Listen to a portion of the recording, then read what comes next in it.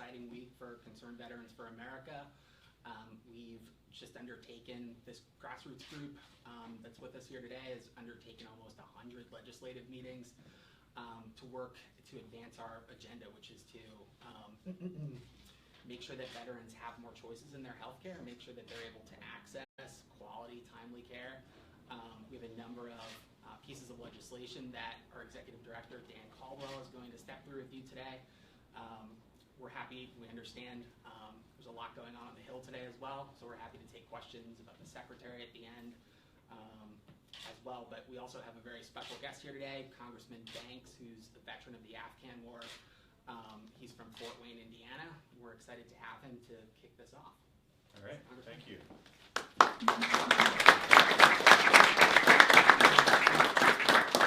Well, thank you, Chris. Thank you, Dan. Thank you to Concerned Veterans of America for letting me share in this this great opportunity that we have today. Welcome to Capitol Hill to all of you.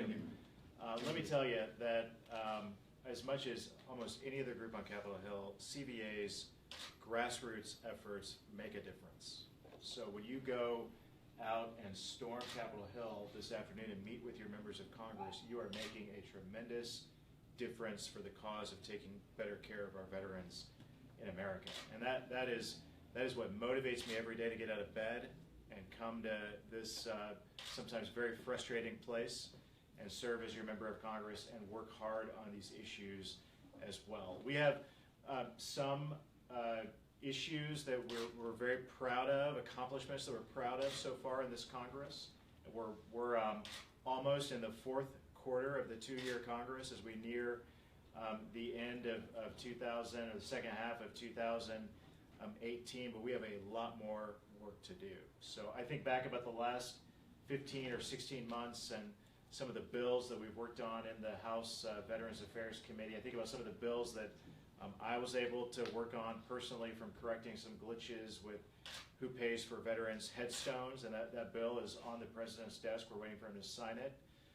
To strengthening the Veterans Crisis Line. Those are the types of issues that we've worked on that along the way CVA, as much as any other veterans group, has played a significant role in a number of those issues. But you guys are going to talk here in a little bit about some significant issues that we still have to get done in this Congress. And when it comes to permanent choice legislation, there is no reason, while almost everyone agrees that we need it, there's no reason while Congress continues to stall. We need to get it over the line, get permanent choice legislation to the President's desk, and I believe the CVA can make the difference. I believe that your efforts today can make the difference as you go out and talk to members of Congress about the importance of permanent choice legislation. So that's a big issue that we have to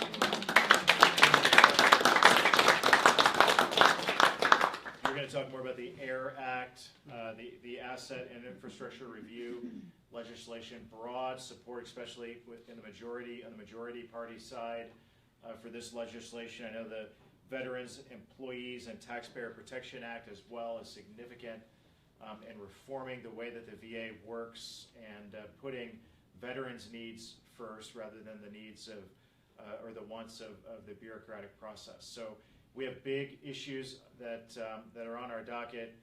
We need your help. We need you to go out and tell the story about why these issues matter for our veterans. And with that, thank you very much for letting me briefly be a part of what you're a part of today, and thanks for your efforts. God bless you all. Thank you.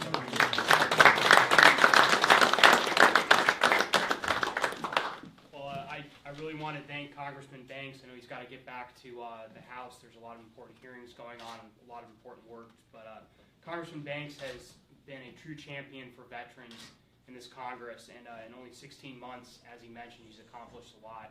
And we're glad to have him as a partner on Capitol Hill. My name is Dan Caldwell. I'm the Executive Director for Concerned Veterans for America.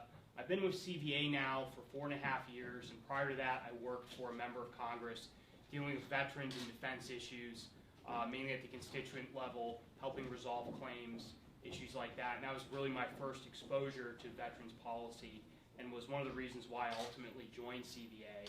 I saw a lot of kind of the firsthand issues that veterans were dealing with in my hometown of Phoenix, Arizona, which was ground zero for the waitlist scandal that occurred several years ago. Also, I'm a veteran of the United States Marine Corps. I served a tour in Iraq, as did many of the people here.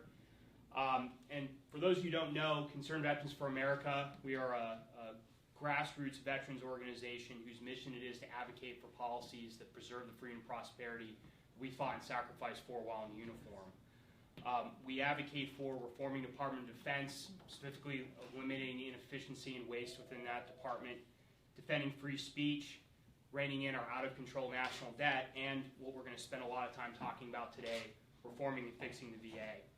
I'm joined today by a really special and great group of individuals, which is the main reason why we're here. These are just some of our great field staff from around the country. They have completed over 100 key meetings so far. They're going to do some more this afternoon. And they have done a tremendous job over the past day and a half. And I'm immensely grateful that many of them flew long ways to come out and get here and put a lot of what they're doing out in the field on hold while they came up here. Every day, these individuals are out in their communities meeting with veterans, military families, and concerned citizens and educating and advocating for our policy priorities. This group represents less than a third of our total field staff.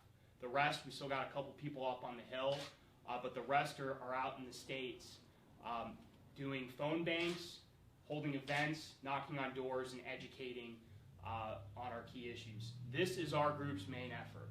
Our field force and the grassroots army that they've built is our group's main effort. We get a lot of attention in the press and elsewhere about our Capitol Hill efforts and our paid media efforts, but the bulk of our investment as an organization goes into our grassroots army because that's how you drive social and policy change. Combined, this group here, just this group, has over 150 years of military service. That includes combat tours in Desert Storm, Somalia, and Afghanistan. We have several members of our staff, including Lewis and John, where's John, who are actually still on serving the Reserve and National Guard. Actually, John's retiring here in April. And my deputy director couldn't join us today, just recently completed an overseas deployment. We have also staff who have spouses and children serving overseas in combat zones. Therefore, these issues that we advocate on every day are personal for us and they affect us every day. And that's why they matter to us. So it's therefore disheartening that over the past few weeks, CVA has been falsely attacked and our positions on VA reform blatantly misrepresented, including, sadly, by some of our fellow veterans and other veteran organizations. We recognize that our positions might not be popular here in the Beltway. The fact is the majority of veterans and non-veterans around the country support many of our policy positions, including expanding healthcare choice for veterans who use the VA.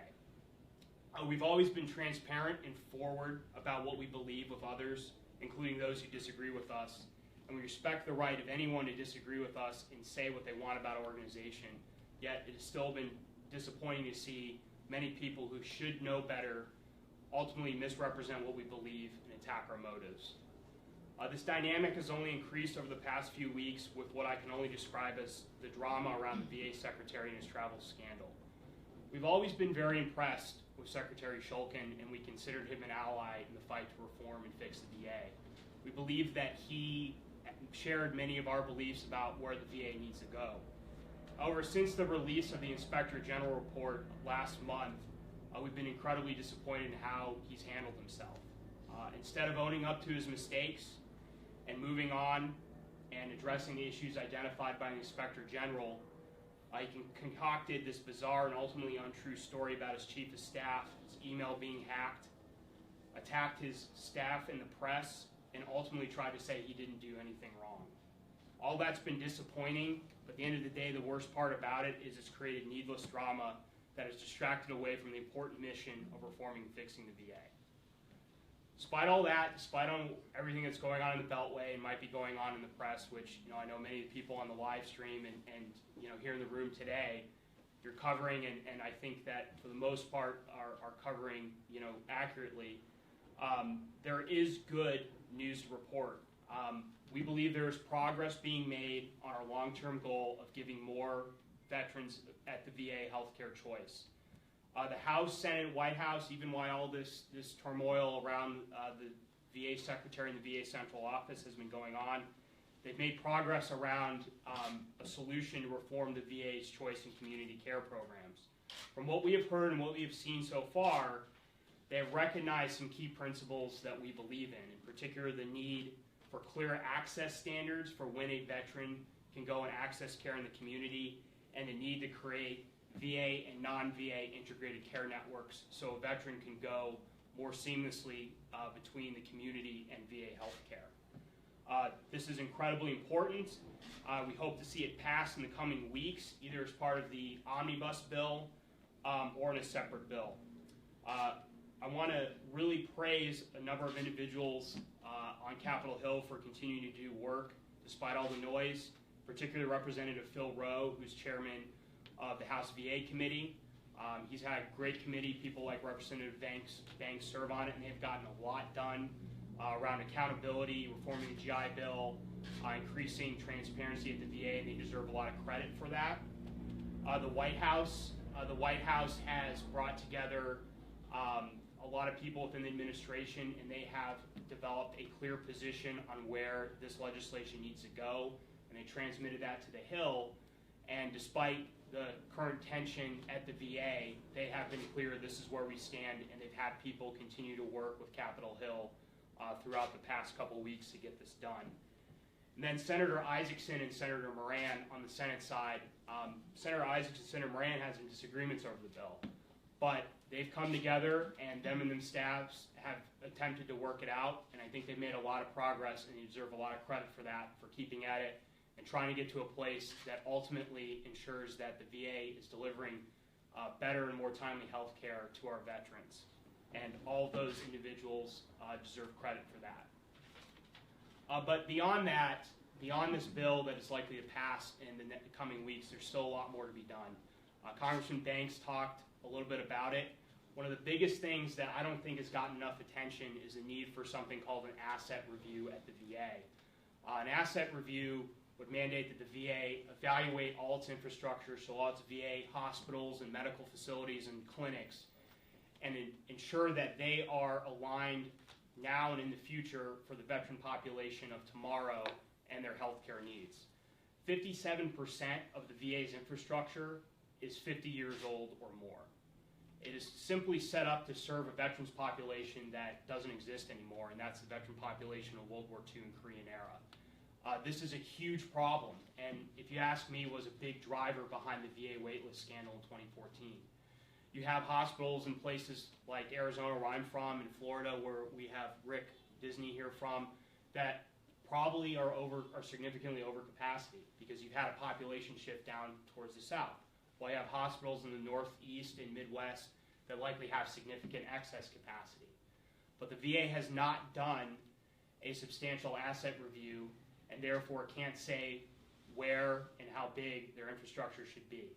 And that is critical to ensure that resources are being spent in a way and used in a way that ensures that veterans are getting the best care. This isn't a BRAC. A BRAC is usually shutting down or significantly downsizing services at a military facility. This is about ensuring that infrastructure is set up the right way. This isn't going to shut down the VA in a community. It's going to ensure that you aren't wasting resources on buildings you don't need, so those resources can go to either building new ones, providing contracted care, renting out space, or other things of that nature. That's an incredibly important piece of legislation. It's been sitting on the House floor. We hope that it's addressed in this community care legislation, either in the omnibus or in an individual bill, and if it's not in this round, it's definitely something that this Congress needs to address, because if you don't address that infrastructure problem, then the potential positive effects of any community care and choice reforms will be undermined. We've come a long way in terms of transparency and accountability at the VA. I think the VA deserves a lot of credit for becoming significantly more transparent over the last year. And again, despite our recent frustration with Secretary Shulkin, I do believe that is something he deserves credit for. You can go on the VA's website right now and get more information about the quality of VA facilities, both in terms of the actual quality of health care they deliver and the timeliness of health care when compared to the private sector. The and that's a huge step forward. That, we believe in a choice model, will help veterans make the right decision between going to the community or going to a VA facility. It's absolutely critical if you're going to give veterans full choice, which is ultimately where we want to go. In regards to further transparency, they need to continue to upload more data into that system and release more data. I know that's going to take another year or so. We hope the VA sticks with that throughout the rest of this administration. In regards to accountability, Congressman Banks mentioned the Vet Protection Act. This is a bill by Congressman Arrington in the House and then Senator Cruz in the Senate. What this bill would do is reform something called official time at the VA. Official time is time that VA employees spend during work hours and on government pay performing activities for unions, mainly the American Federation of Government Employees. There are currently about 350 VA employees that spend 100% of their time on official time performing services for government public sector unions. That includes clinicians, people tasked with and supposed to be delivering direct care to our veterans. The VA doesn't properly track the true amount of time that employees spend on official time, but the Government Accountability Office estimates they spend 1 million hours on official time. To put that in context, I was at a Veterans Roundtable with Congressman Winstrup a few weeks ago, and one of the veteran groups, Paralyzed Vets for America, talked about how they were hoping that nurses at some of their spinal care injury centers could get 100,000 hours of overtime. That is at least 1/10 of what VA employees are spending on official time. This bill, to be clear, wouldn't eliminate official time altogether. It wouldn't, decertify unions within the VA or end collective bargaining, things like that. What it would say is that a VA employee can spend no more than 25% of their time on official time, and would ban clinicians and people tasked with providing direct medical care to our veterans from working on official time. We think that's a fair compromise and something that should be passed to ensure, again, that resources within the VA are being directed to providing the best care possible to our veterans. Beyond that, of course, we then need to get to a place where we give every veteran at the VA the ability to take their benefits into the private sector if that's what they choose. This isn't giving them a voucher. This isn't dismantling the VA. This is simply giving veterans who chose to serve their country the choice between using the VA or accessing a community provider. This legislation that is currently pending in the House and Senate, we believe, is an important big step towards that, but it doesn't go all the way. And over the next few years, we need to work towards that goal. We've always said that this is going to be a 3 to 5 year process. This is not something that you can snap your fingers and have happen overnight. Our Fixing Veterans Healthcare Task Force plan we put out in 2015 was a 5-year process. Some of the other plans that we put out would be implemented over the next 3 to 5 years. So I want to be clear on that we recognize this is not something that can happen overnight. It's going to be a graduated, step-by-step process.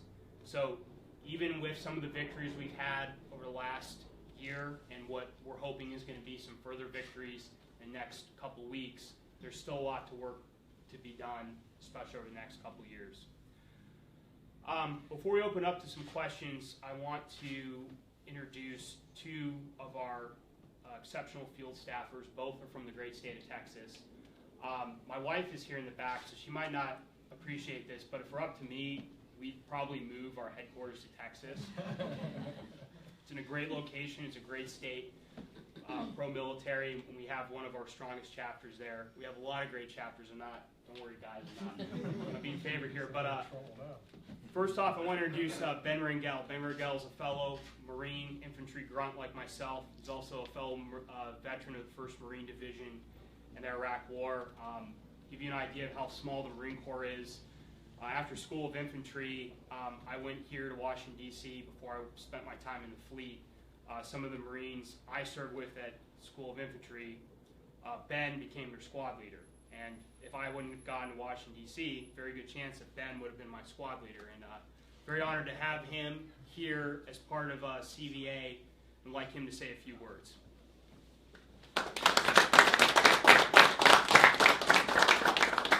Thank you, Dan.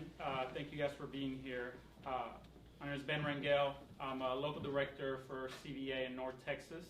And the reason I joined CVA is because after 8 years of service and 3 deployments, 2 combat tours, I decided to get the treatment for some of those injuries I sustained in combat through the VA. I went to my first meeting and I was told I had to wait 8 months for physical therapy. And so I questioned 8 years I gave to this country based on that answer. So I knew that I needed to do something to make a change, not just for my life, but for the veteran community. When I heard about CVA and the changes they were doing in policy, I knew this is the right way. We need to ensure that the fight that we took overseas and the fight that we continue to fight here in our country doesn't go to waste. And we want to make sure that the ability and the resources that we have in this country go towards taking care of those who fought for our freedom. So that's why I joined Concerned Veterans for America, and that's why I'm proud to serve alongside all this fellow members of our organization. Thank you.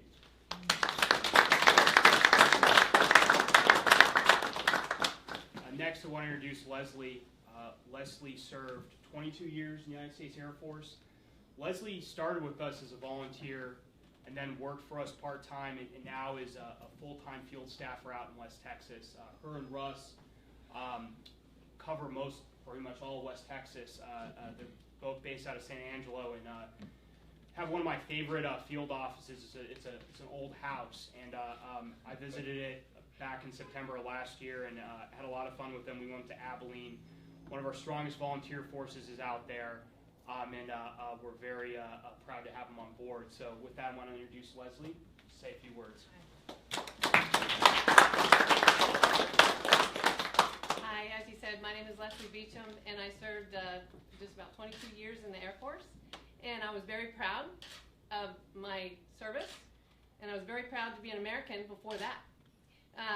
And I got involved with Concerned Veterans for America through Russ Durstein, asking if I wanted to go to a football game and maybe volunteer for this organization.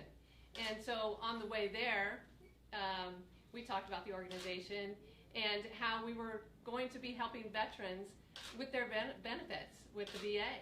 And I said, I'm on board. I'm there. When I retired out of the Air Force, I had a loss, and I didn't know what it was. When I got involved with CVA, I found out what it was. I lost that family with the military. And I have my family back. So now I'm fighting for those veterans that are coming in and those that are in the past. And I hear the stories every day. Even when I was getting my suit, done, I had a news story from a Vietnam veteran that wasn't able to use his VA benefits in San Angelo because he lives in Abilene and he had an infection. So he had to wait till the next day to use his VA benefits. So that's still another reason why I'm fighting with CVA to get that choice so that a veteran can even go to another VA clinic that's not in his city. So, and that's why I'm here. Thank you.